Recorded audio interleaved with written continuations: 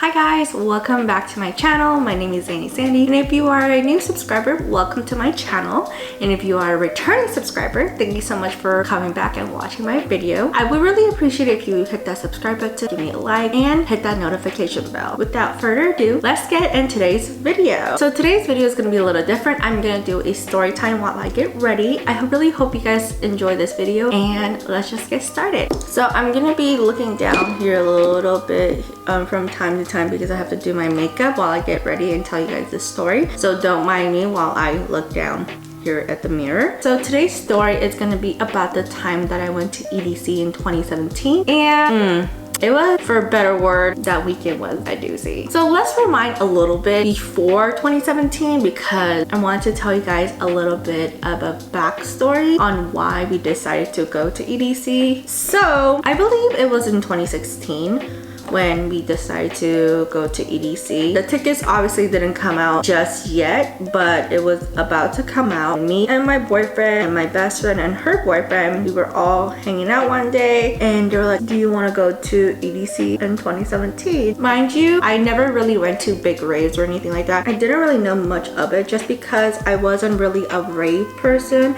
I wasn't really into that genre, so I really didn't see the point of going. I didn't really like that music. I wasn't really into it. I was more into hip-hop and R&B. I wasn't really into that scene until I met my current boyfriend. I was like, wow, there's a totally different world out here, and I didn't even know. Like, why didn't I try to discover a little bit earlier in my time? Because this type of music, it's so uplifting, a lot of the songs, and I really like it. So my boyfriend, when we met, he introduced me to all that, so I was really excited to go to EDC now because I was really into the music. I love all the artists, and I was like, this would be a really good chance to go to see all the artists at once, not try to go to individual concerts, which I really like individual concerts, but it's really fun to see a whole bunch of artists, like up to 200 artists in a span of 3 days, which is totally worth it in my opinion. And so we were just talking, me, my best friend, and my boyfriend and her boyfriend, and my best friend's boyfriend, he's already been to EDC a few times, I believe, but my boyfriend, me, and my best friend, we never went. So he was like, this is a perfect chance for us to go. I was like, yeah, like I'm really down to go. And so let's plan this together. Let's, you know, do this whole trip together. It'll be fun for the three of us because we're going to EDC for the first time. My best friend's boyfriend and my boyfriend has known each other longer than me and my best friend have known each other. The reason that we met, me and my best friend, a little bit of another backstory, a side story, is that my best friend and I met through my boyfriend and her boyfriend. So they were working buddies a long time ago. I believe like 8 years ago they met. They were working together and they became friends, and the rest is history. So we kind of bonded over that because they were best friends. Me and my best friend kind of became best friends in that way. So that's a little bit of a side story on how we all know each other. So I'm really big on planning just because I feel like if you don't plan, then you don't really know what you're gonna do. Like, you do know what you're gonna do, but I feel like, in my opinion, I feel like you should plan a little bit just so that everything doesn't go astray and you're like, oh my god, like I forgot this, or oh my god, I forgot my wallet, you know, so on and so forth. So like I kind of like to plan like little things, like what to pack, what to bring, you know, just in case, like, for emergencies and so on and so forth. So I started planning, like, I want to say like 8 months in advance. Like as soon as I got my tickets, I was like, okay, I'm gonna start planning now. I was just a little that's what I was, a little. Anyway, so back to the story. So EDC comes around, the months went by and I was really excited. EDC finally came around. So it was that week. I was planning with my best friend. I was like, oh hey, are you guys gonna drive or are you guys gonna fly? And she's like, oh, we're gonna drive. I was like, okay, maybe we could take the same car. She's like, yeah, we should just take the same car because we're going to the same place anyways. But that didn't end up happening because she has school the following Monday and she wanted to get home on Sunday, and me and my boyfriend were gonna be there until like Monday, I believe. EDC is 3 days. It's Friday, Saturday, Sunday. So I believe my best friend was trying to leave on Sunday night so they can get back home. With that being said, we're like, oh, okay, well, I guess we won't carpool. We won't go on a road trip together because you have to come back home because you have to go to school. And that was that. So we decided to take my car last minute. EDC week comes around. I'm super excited and my boyfriend is super pumped. We're all pumped to go. We get in my car and everything is fine. We drive and everything is smooth sailing. family. We leave here at night, like during the day, kind of after we get off work. And we're driving, we're listening to our music. We get to Vegas and I'm so excited because I haven't been to Vegas since I was like maybe like 15. Another side story. I went to Vegas on a church mission and that was supposed to be a retreat. So yeah, that was a little odd. Yeah, that's a whole nother story of why I went to Vegas with my church, because I necessarily didn't want to go. That's another whole story. But we get to Vegas, we check in and everything is fine. And we get to a hotel and we're super tired because we've been driving all day. We unpack and then we just relax and we wait. I believe we left on a Tuesday. And that's also the reason why my best friend didn't come, because she was leaving on a Thursday. So that's why we decided to drive separately. The day after we get there, we get settled in. I text my best friend. I was like, hey, what day are you getting here? And she's like, oh, we're getting here Thursday. We still have work and stuff and still packing. I was like, okay, cool. Me and my boyfriend, we get some food, we get some White Castle, and then we get some drinks because I always wanted to drink in Vegas, because who doesn't? And I was in my early 20s, you know? Like I was 21. I was really excited, like I said, because I've always gone to Vegas with a church retreat or my parents. So I was super excited just to be there with me and my boyfriend and my best friend and her boyfriend to come, and it's gonna be fun, right? Me and my boyfriend, in the time being, we're just waiting for my best friend to get there. We're just kind of drinking on the strip, and I believe this was Wednesday now, and so we were just drinking on the strip and everything, and we're just kicking it. And then Thursday rolls around. I believe my best friend got there Thursday in the morning, like early morning, like around like 1 or 2 in the morning. We met up with them, we got lunch, I believe, and then we went to the Bellagio because there's like, I'll insert a picture here and a video if I have. I think I'm pretty sure I have it, but it's like these, like it's a garden of like flowers and different things, and it's really pretty. We went there, we're just hanging out and just kind of roaming the city a little bit, and then I believe we just hanged out, we just kind of got dinner, and that was that. Friday rolled around, we got up, me and my boyfriend got up kind of early because I really wanted to get ready. So we got up, we got dressed, got some breakfast, I did some room service. I was trying to be bougie because I was in Vegas. So after we were done eating, we were talking about who wants to drive first. I texted my best friend, I was like, hey, do you want to drive first or do you want us to drive first? She was like, we can just drive first. I was like, okay. So she drove first. The first day went without a hitch. Get in line, they check our bags, everything's cool. We get in, it's so exciting. Like if you ever been to EDC, or if you haven't, like this is, I'll insert a video of what it looks like, the Speedway. And oh my god, let me tell you, look at how beautiful it is. Like it's so beautiful, all the lights are there, and it's just so like you're home, right? Like it's like such an incredible feeling to look at all of that stuff. Like I just can't believe that I'm here, right? And so we were super excited. We get down to the bleachers, everyone's having a good time. It was just like the most fun I had in a really long time, and it was like I saw a lot of artists. Yeah, it was just really fun. Like I couldn't believe my eyes, I couldn't believe my ears. Like I was there and I was like, I'm experiencing this like with my boyfriend and my best friend and her boyfriend. Like things couldn't get any better. Boy, was I wrong, because second day rolled around, yeah, same thing. We get up, we eat breakfast, order room service. I don't want to go outside, like it's hella hot. It's like 100 degrees already. It's like 7:30 in the morning. I'm exaggerating, but it literally was like 90 degrees at like 8 o'clock in the morning. But besides that, we were eating breakfast, we're getting ready. I'm doing my makeup like I am doing now. After we're done getting ready, I text my best friend. I was like, hey, we can drive today because you guys drove yesterday. And she was like, okay, that's cool, that's fine. We picked them up around like 2:33 this time because we wanted to be a little bit early because of the traffic, how it took us so long to get there. I don't know if I mentioned it, but it took us like 3 hours to get to the freaking Speedway. So I picked her up and her boyfriend, and my boyfriend was driving, and we get to the Speedway. We did the same exact routine, get in line, we get our bags checked, we get checked, and then we go in, right? We scan our tickets and whatnot. When we were at the place where they were checking our bags, like the security, they took out all the stuff out and put it back in because obviously they want to check for drugs and weapons and stuff. I went first, and my best friend and her boyfriend were already done because they went into a faster line. I don't know why we didn't go to the same line, but we did it. We ended up going to a different line, and I went first, and they were checking my stuff. My boyfriend was second, so he were checking his stuff, and they were like, oh, it's good to go, you could go through. We went through and everything was fine, and he's like, hey, I'm gonna get some ice for the bucket. Thinking about it now, it's really unsanitary because we drank the ice from the bucket when it was like contaminated with everybody's hands and germs. But back then it was a different time because of the pandemic. It didn't happen then, you know, but we should have still been more cleaner. there. We should have not drank that ice because that was nasty. Everybody touched that ice. It was like freaking ice bucket and you put your hand in there. Like, anyways, that's a whole nother spiel I don't want to get into. So my brother's like, oh, I'm gonna get some ice because it's really hot. It was like 105 degrees. I kind of like went ahead of him. If you ever been to EDC, you can't really stand on the area after they check you in, like security check. You have to be like behind the gate. He finally comes through after he gets the security check done. He's like, okay, cool. Like, I got the ice and everything, we're good to go. And I was like, okay. But I had a feeling that we were gonna miss something just because I always like to know where things are. So my boyfriend had the keys to the car. I was like, hey, can I have the keys to the car so when we come back to the car, like, I know I have it, I know it's safe, like, can you give it to me? He's like, yeah. He like reaches down in his back and he looks at me. He's like, I can't find it. I was like, excuse me? What are you talking about? What do you mean you can't find it? He was like, it's not here. I am pretty sure you have it. I was like, no, you have it because you're the one who drove. And he was like, well, I don't have it. I was like, where could it be? And the whole time we're talking as we're going down the stairs to the Speedway, because if you ever been to EDC, you know those stairs, those long ass stairs that is like a million steps to get up and down. We were walking down those steps. I was like, okay, like I'm starting to panic. Maybe it's in my back pocket, maybe it's in my other pocket. I'm starting to panic. And I was like, so we don't have it? He's like, I don't think so. I was like, when was the last time you feel like you had it? He's like, I feel like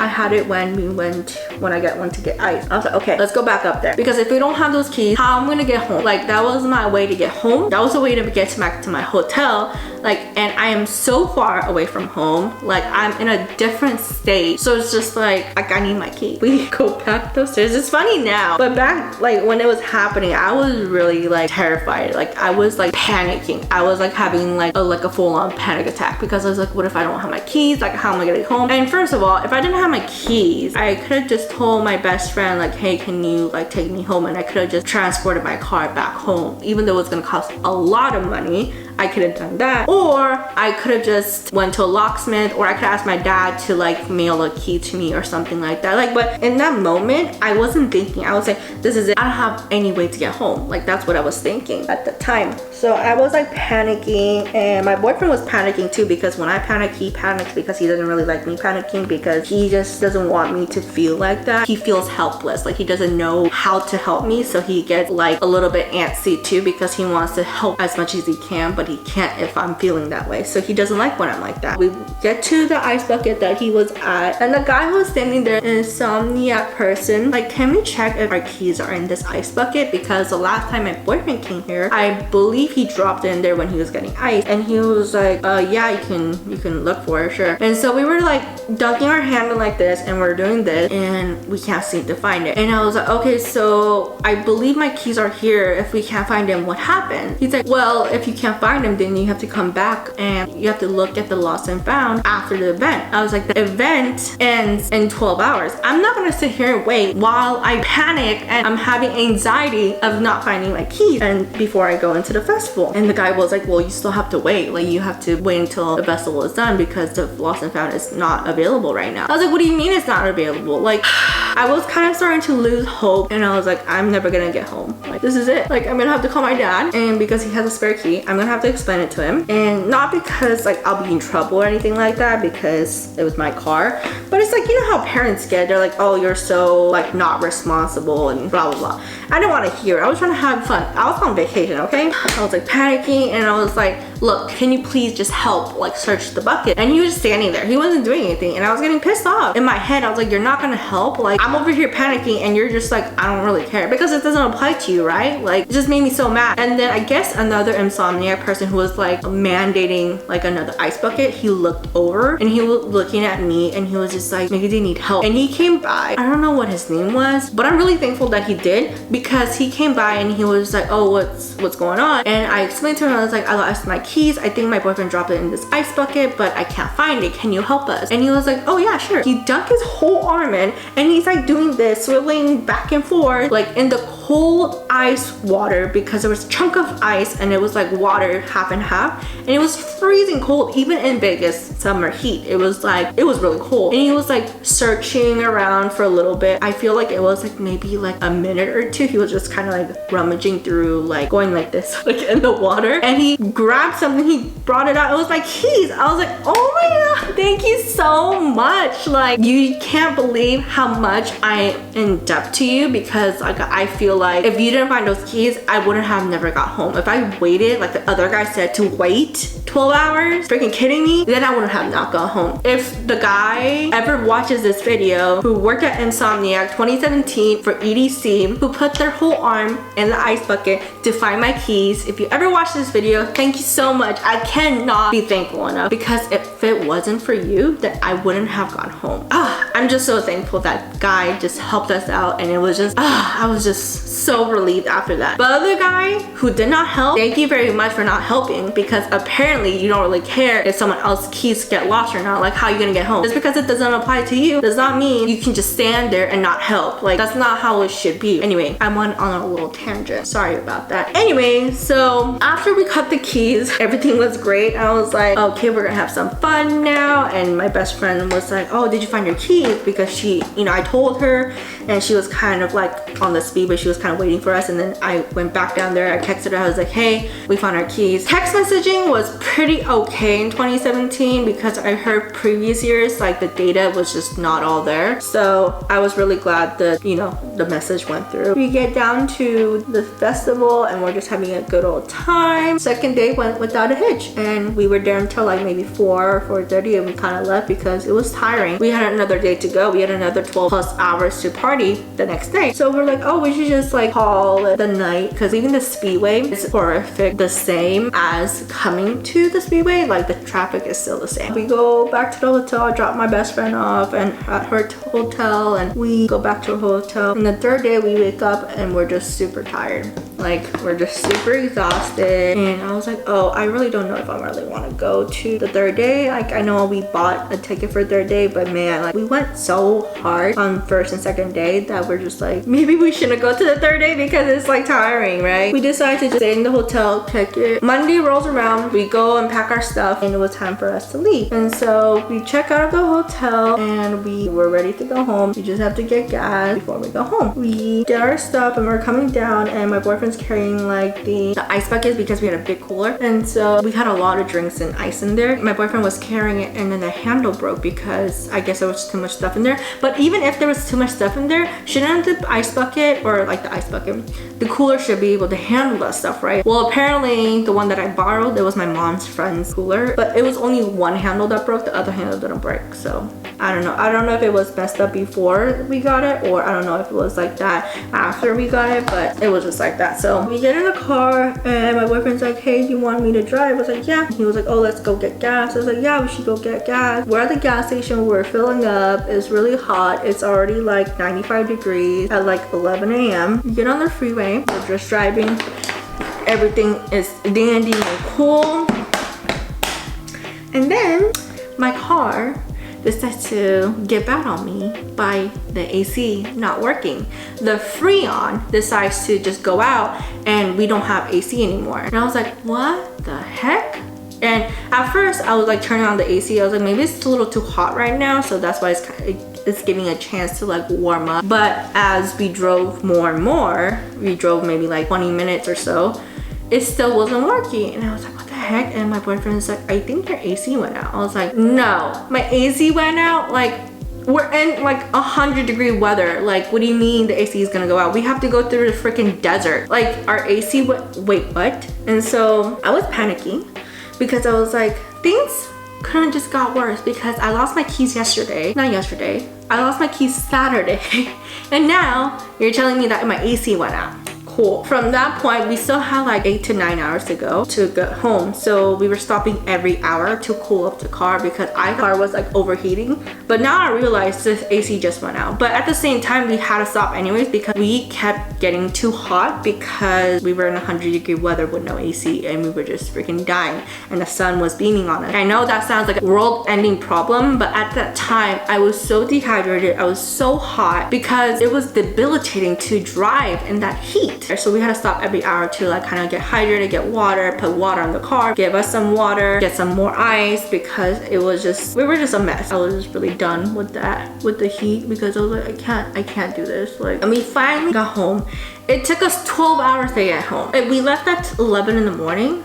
a little bit earlier, and we got home at like closer to midnight, a little bit more than 12 hours. And then it was just like, it was just too much. I believe the next day I kind of stayed at my boyfriend's house, and the following day I went home, and then I had to get ready for work the next day. I know when I come from a long trip, I should not go back to work so soon, but I had to. Like, I couldn't miss any more days. Like, I already took my vacation, so I went back to work, and me and my boyfriend were working at the same place at the time. I was in the office, and basically throughout the day I was going in and out of it. I was just kind of like dizzy, but then I wouldn't be dizzy, and I was just like, what the hell's going on? Like, what is going on with my body? Because I'm just like, I just had this fun weekend, kind of bittersweet because my car broke down. Well, my car lot, you know, the freon went out and stuff, and I was like, I don't know what to do. And so I was like, you know what, I'm just gonna tough it out. It's fine. Like, I just came back from vacation, and I'm not gonna go home. Like, I need the money because I was working a part-time job, and I was like, I need to pay bills. Like, I need an income. Like the thing, if you know about me, is like, I don't like missing work very often. Like, I like being at work, I like making money, and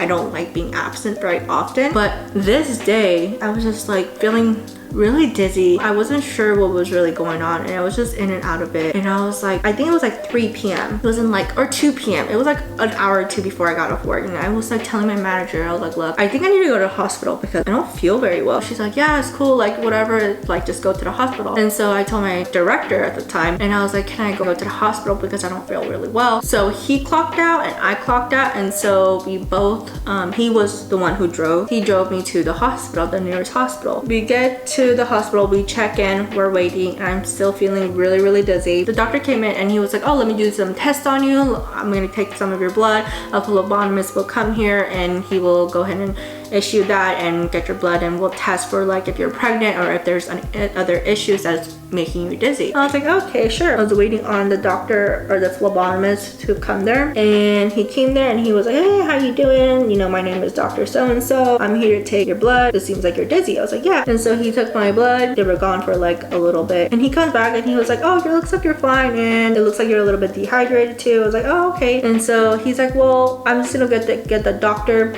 because the doctor's gonna come in and, you know, tell you your full diagnosis. I was like, okay, that's fine. And so the doctor comes in and he was like, oh, it looks like you have vertigo. I was like, wait, what? He's like, yeah, you have vertigo. I was like, what is vertigo? He's like, it's when your ear is not in balance, and basically you're out of balance, and that's why you feel like the room is spinning when it's actually not. It's in your head. Well, you're in your ear, but it feels like it's in your head. I was like, oh, well, I never had vertigo before. And he was like, well, it could be caused by a lot of things, like heat exhaustion, and if you're like doing a lot of things, like strenuous things or things that you have not done before, and so that causes your body to do that, and you're overworking yourself. And you know, I was doing all of that this previous weekend because I was in Vegas and I was at EDC, and I was just not eating good. I wasn't eating very healthy. I was eating like crap, and it was just a whole mess. And so after that, I got on some medication for the vertigo, and it went away within like a few days. I believe up to a week I had it, but it went away after that. So that is the story about the time that I went to EDC and I lost my keys. I got vertigo. I laugh about it now because it's like I overreacted for nothing, but like in the moment it was really bad. But I think the moral of the story time is that not to overreact, to eat a lot healthier when you're going on trips. Like obviously, like you're not gonna sit there and eat the most healthiest when you're on vacation, but like I should have just taken more care of my body. I should have ate more healthier foods. I should have took care of my body and kind of listened to what my body needed and wanted. Because if I were to drink more water, eat more fruits, eat more vegetables, like I know that sounds repetitive. I know that sounds the same to everybody out there. It's like, oh, you should have done that, like, or you should have known to do that. Like I know it's my fault and I should have taken responsibility to take care of my body a little bit more rather than just trying to think, oh, I could just eat whatever I want. Like I was back in my teens, in my days when I was younger. Like no, I should have taken care of my body a little bit more. So yeah, so that was the story time of me going to EDC in 2017 and the aftermath of that. I really hope you guys enjoyed this video, and I will see you guys in my next one. Time's up, what you gonna say next?